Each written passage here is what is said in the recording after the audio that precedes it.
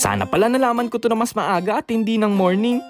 Biruin mo sa halagang 250 pesos, may 15 to 16 liters ka na ng dishwashing. Pwede mo pang ipang business or ipang kuskus sa mukha ng kapitbahay nyo. Joke lang po! Ito pala yung Wise Cleaner, ang the best at the highest selling DIY kit in the Philippines. The best? Madali lang naman tong gawin, may instructions naman eh. Matutong magbasa ha? Maglagay ka lang ng 14 liters sa lalagyan ng kahit na anong tubig, basta malinis. Kuya Jello, malinis? Opo, malinis. Oh, magko-comment pa yan, malinis nga eh. Una nating ilagay yung bubble booster. Mas okay kung paikot yung paglagay kasi kung hindi, edi don't. Tapos isunod mo naman yung surfactant. After mo naman ilagay yung surfactant, iwan mo muna ng 20 minutes kasi kung nagmamadali ka, magdadabog ako. Haluin mo lang yung maigi hanggang matunaw yung nilagay mo. Pag okay na, ilagay mo na tong premix. Make sure na sinake mo muna kasi kung hindi, ikaw yung isi-shake ko. Habang hinahalo, ihumanap ka na ng kaduo mo. Dahan-dahan nyo lang ilagay yung thickener habang hinahalo.